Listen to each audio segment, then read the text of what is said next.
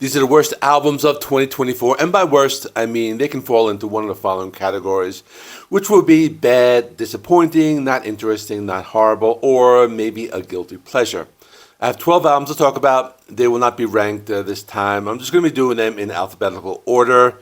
I also gave all these albums one full listen just to see if they're still worthy of this list, so let me get into it. First album I have is Ad Infinitum with Abyss. I would call this more of a disappointing album because the previous one from last year, Chapter 3, The Downfall, was pretty good. I felt they moved more towards a commercial sound that was more pop and metalcore and something along the lines of Bring Me the Horizon. The opening track, My Halo, was not too bad. I thought it was kind of commercial sounding, but on the plus side, there were some death growls, so that was cool. There was another song called Follow Me Down, which was also crafted like a pop song, although it had some heavy moments. Other times, they went full pop, such as the song Euphoria. Overall, not very bad, just more of a disappointment. I was expecting something closer to their previous album. Next is Alien Ant Farm with Mantras. This falls into the not interesting category for me. I know some people might like the band, but I have always thought of them as a one-hit wonder band or even a two-hit wonder band if you count movies along with Smooth Criminal.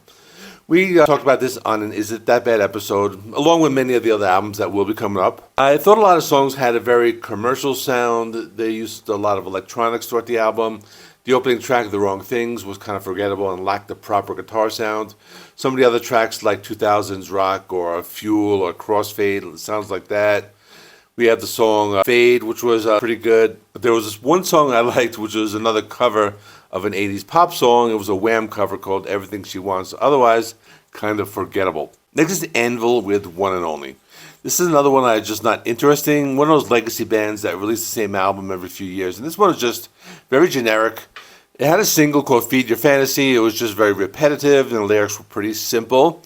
The song Fight for Your Rights was pretty cool about the corrupt legal system. So I kind of enjoyed that one, but there was one song that sounded a little different than what I remember from the band called Heartbroken. It was a slower song where the guitar riff was similar to some classic Black Sabbath and the lyrical content was a little more serious, but otherwise it was okay, but not something I plan to go back to. Next is the big one everyone's talking about, Falling in Reverse with Popular Monster. And if you watched any other Worst Album of the Year videos of the other music channels, I'm sure this one was mentioned. But I'll be honest with you, it's kind of a guilty pleasure for me because there are a few songs that I continue to listen to after it's released, but for the majority of the album, it's just not good. I kind of like the opening track, Prequel, even though it sounds like Eminem, and I keep waiting for Dido to sing the chorus to thank you when I listen to it. I like the country rap song with Jelly Roll, All My Life. It's very cheesy, but kind of a fun song. Otherwise, not much here. And let me mention the cover of Papa Roach's Last Resort was really bad. Next is Mötley Crüe with Cancelled. It's an EP that's going to be on everyone's list as well. It's only 3 songs, but it just shows that this band doesn't really have it anymore and should probably either give it up or make some serious changes. Basically, 3 songs. The first one was called Cancelled, which was listenable. Probably the best of the 3, I'm not saying much. The second one, Dogs of War, was released a few months before the EP, kind of like an industrial type of song, but not very good. And the cover of Beastie Boys' Fight for Your Rights to Party was just really bad. So this is in the really bad category. Next is P.O.D. with Veritas. This is one of those Christian rap, rock, and new metal bands that got pretty big in the early 2000s, and I'm just going to say not very interesting. Thought it sounded very generic, but it wasn't horrible to listen to. Some of the highlights are the first track, Drop, with Randy Blythe from Lamb of God, which was okay. Another song featuring Tatiana from Ginger that reminded me of Youth of the Nation.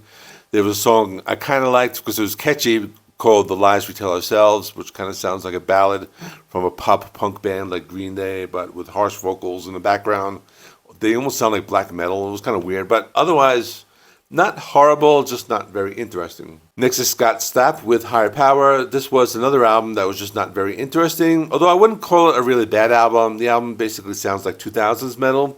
You hear a lot of stuff that sounds like either Nickelback or Seether or Godsmack.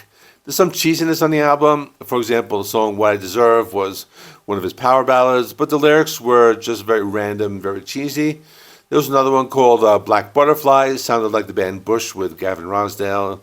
It almost sounded like a lost single of the first Bush album, 16 Stone. There were a few songs that were not that bad. For example, the song If These Walls Could Talk had a female vocalist called Dorothy, but otherwise not great, but not horrible to give it another listen. Next is Scene Queen with Hot Singles in Your Area.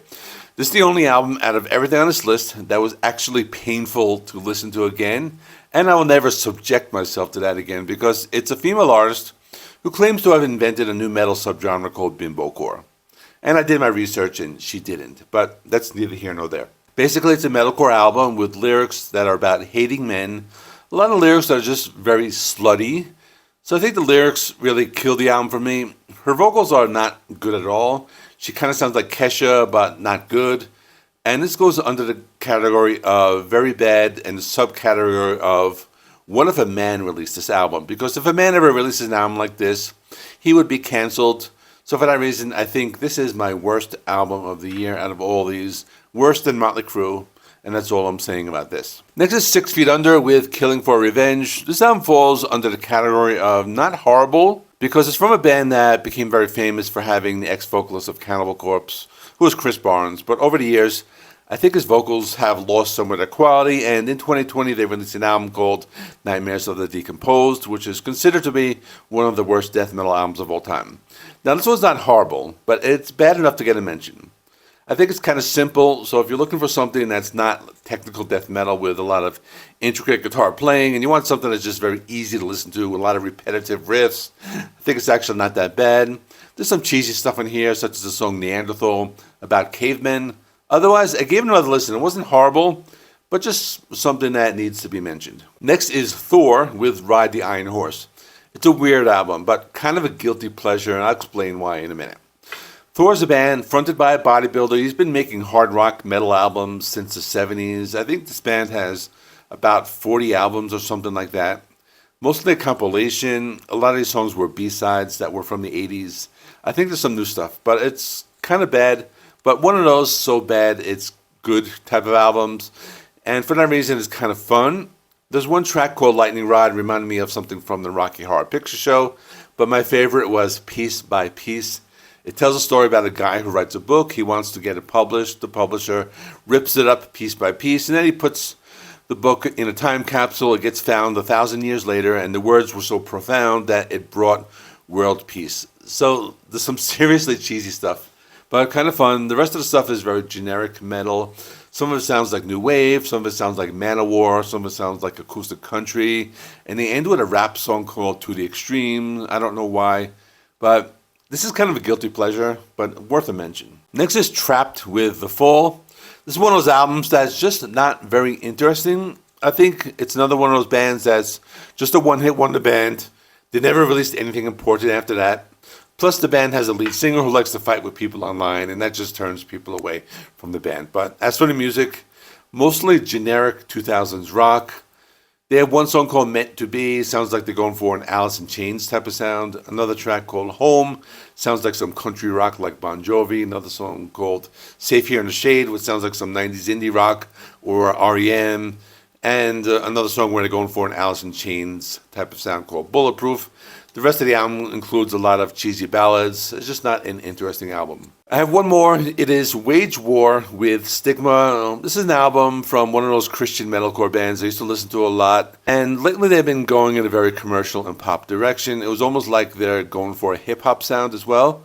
So I gave it another listen, and it's not very good. I would say not interesting for me. So for example, there are a few songs such as Self-Sacrifice. It kind of reminded me of Justin Timberlake. A song called Magnetic, which reminded me of something like Post Malone. Then there's some stuff here that was pretty decent. They got pretty heavy on one song called Tombstone, and that sounded a little bit like Slipknot, and I think maybe going into some industrial and thrash territory. And another song called Happy Hunting. It sounds like a Powerman 5000 song, but overall, it was just one of those albums that's not very great, so I don't think I'd be going back to it. And that is all. Let me know in the comments what are some of your worst albums of the year. In the meantime, I'm going to stick other videos around me. These are going to be my end of the year list, which will be the 2 metal videos and the 1 rock video. Thanks for watching. Please give the video a like. It helps me with the YouTube algorithm. Please subscribe.